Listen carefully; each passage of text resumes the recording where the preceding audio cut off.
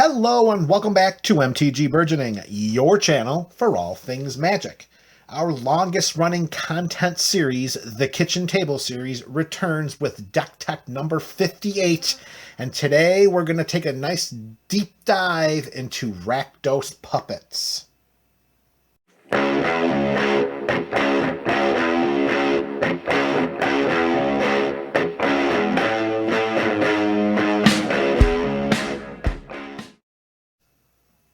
What's up, MTG That is the MTG Burgeoning community. The Kitchen Table series returns with deck tech number 58.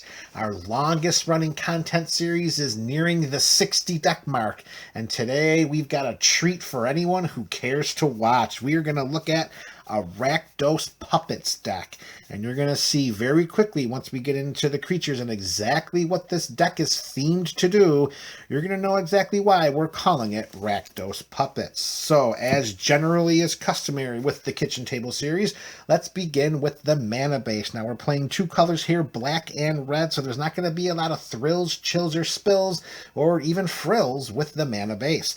We're going to start with 8 basic swamps. There they are. You can count them out if you so choose. 8 swamps. And since we're going red too, and you know how we have to have symmetry here at MTG Burgeoning, we've got our 8 mountains. That brings us up to 16 basics. And of course, we got to add some dual lands in. So there's a whole playset of Dragon Skull Summit. It is our Rakdos check land, and it's going to come into play untapped as long as we control a swamp or mountain. Since we already have 16 of those, it seems very likely that one of these check lands is going to enter the battlefield untapped. All right, so the first third of the deck, there it is, right there. We got 16 basics. We've got 4 non-basics for a total of 20 lands. However, our mana isn't done yet because we're going to have some mana ramp. Of course, since we're sitting at the kitchen table with all of our buddies, or somewhat considered buddies, to play some Magic, bam, we're going to throw a Soul Ring in there just because we can. And that's going to act as mana source number 1, and we're going to put 4 more in there, and that's going to come in the form of a full play set of Rakdos Signets. It's going to cost us 2 mana, and once it's in play, we're going to pay 1 mana, we're going to turn it sideways, and it's going to give us a black and a red mana. 4 copies, Rakdos Signet, 1 copy of a Soul Ring, 25 mana sources.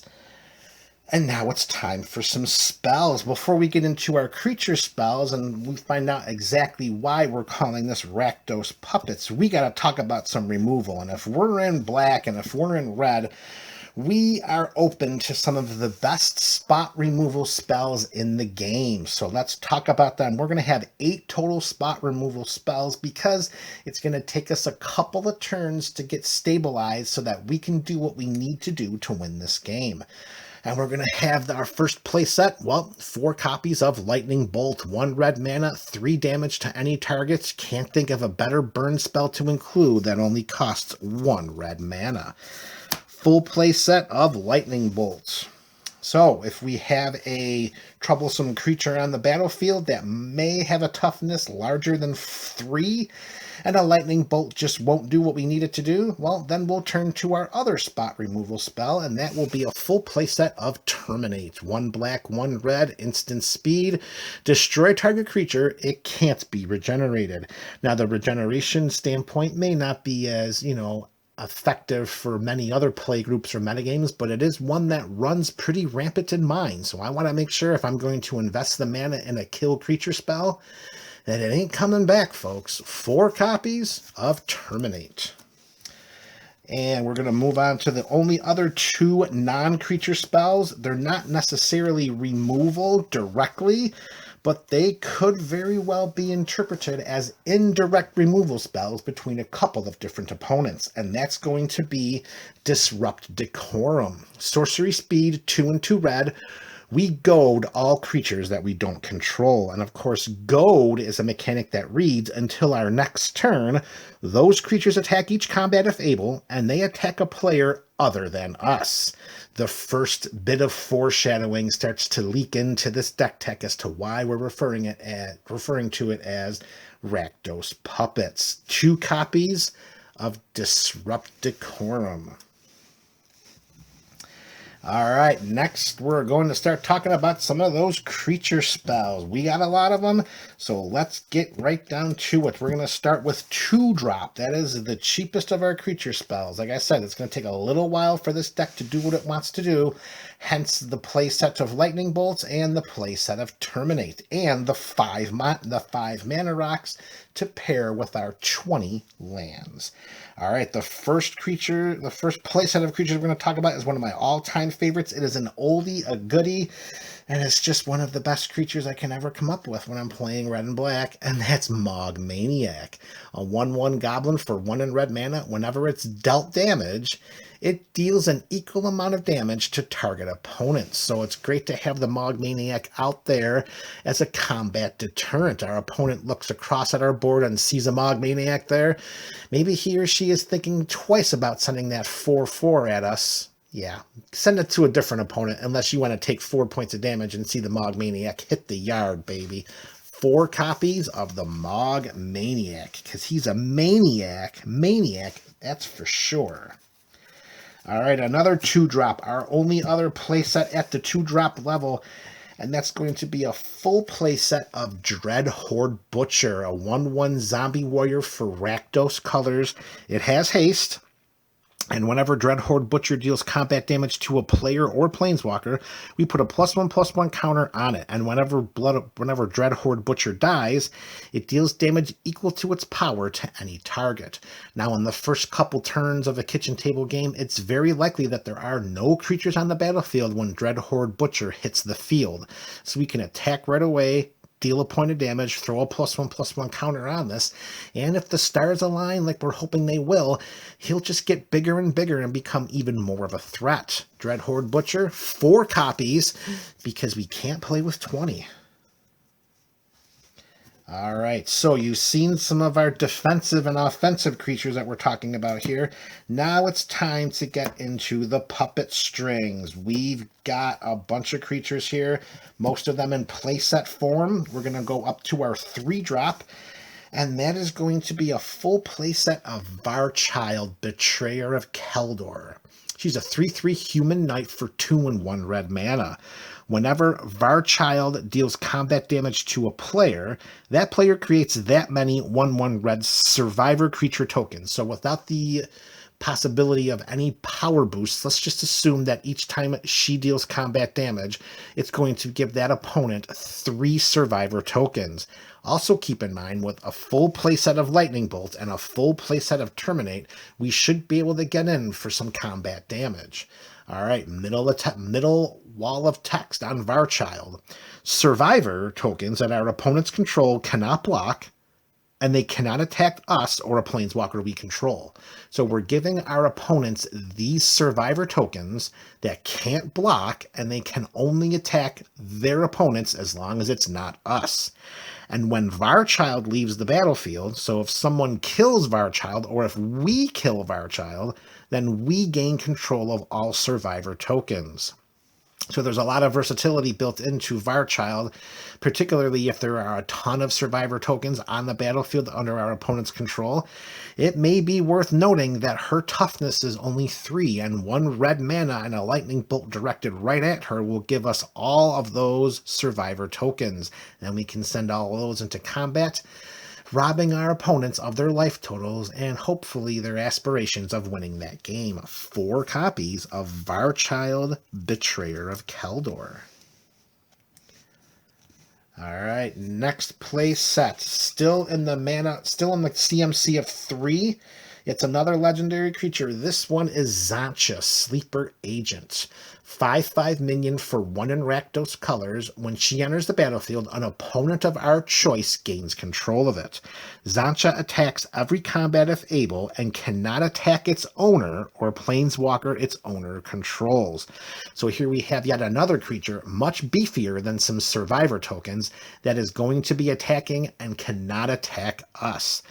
And then we could pay 3 mana, and then Zancha's controller loses 2 life, and I draw a card. Any player, I'm sorry, not I, let me say that again.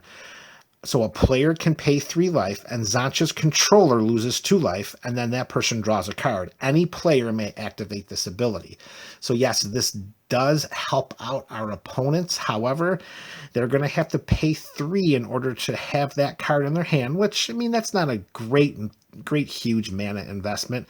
It's more along the lines of the loss of 2 life, particularly if there's one opponent who's battling another opponent. You know, opponent 1 attacks opponent 2 with Zancha, deals 5 combat damage, so then opponent 2 decides to pay 3, make opponent 1 lose 2 life so that they can draw a card. You're starting to see a little bit more why we call this Rakdos Puppets, because we're making our opponents dance by pulling the strings of combat. 4 copies of Zancha Sleeper Agent. All right, next up, we're moving to the mana value of 4 spot, and we're going to talk about another playset of a legendary creature, but this time it is Femiku The Low Blood. 3/2 human samurai for 2 and 2 red mana. Femiku The Low Blood has Bushido X, where X is the number of attacking creatures. And of course, Bushido means whenever this creature blocks or becomes blocked, it's going to get +X until end of turn. That's okay. That's not the reason we selected a whole playset to include in this Rakdos Puppets deck. It's the smaller wall of text underneath her Bushido mechanic that makes this deck ring and zing even more. Creatures our opponents control attack each turn if able. So again, we are forcing the issue of having our opponents attack with their creatures, whether they're their own creatures or the creatures that we provided with the survivor tokens or with Zancha. And if for some reason our opponent's creatures are coming our way, let's just keep in mind that we do have our Mog Maniacs as a combat deterrent. We do have, hopefully, a slightly beefened up Dreadhorde Butcher. And we also have a full playset of Lightning Bolts and Terminate. So if our opponents decide to send their creatures our way, we should be more than capable of handling them. 4 copies of Femiku The Low Blood. Next up at the 5 spot, just 1 copy of this creature. It's a legendary, and we're only going to include 1 of this one, and it's going to be Kazul, Tyrant of the Cliffs. A 5/4 Ogre Warrior for 3 and 2 red mana. Whenever a creature an opponent controls attacks, if we're the defending player, we create a 3/3 red ogre creature token unless that creature's controller pays 3 mana. So at a much, much beefier toughness of 4, this one's going to come down and again act as a combat deterrent for our opponents, because if they're planning to send a creature at us and they don't want to pay the ridiculously inflated propaganda tax of 3, then we're going to create the 3/3 red ogre creature token and then just use that as a chump blocker. So again, this is the Kazul, Tyrant of the Cliffs, is just acting as another way in which to deter combat from our opponents and encourage them to attack the other opponents. All right, we're down to our last 4 cards of this deck tech, and it is another playset. This one's not legendary, and this is where everything ties together. This is what makes all of the puppet strings pulled so much tighter. 1 playset of this fantastic 6-drop, Sour of Discord. It is a 6/6 demon for 4 and 2 black. It has flying, and when it ETBs, choose 2 players, and whenever damage is dealt to one of the chosen players, the other chosen player also loses that much life. More often than not, Sour of Discord is going to come down and you're going to pick 2 of your opponents, because if combat is being forced between those 2 opponents, then it's only a matter of time until Sour of Discord's additional combat damage or life lost ability. It's only going to be a matter of time until those 2 opponents end up killing each other. And in a smaller context, there is the possibility of choosing us as one of those players, particularly if the balance of life does not shift in our favor. If we have, let's say, for example, let's say if we have 7 life left and one of our opponents has 6 life left, they're going to be very, very cautious in attacking us if one of the players that we select is us, because if they send 5 damage at us, they're also taking 5.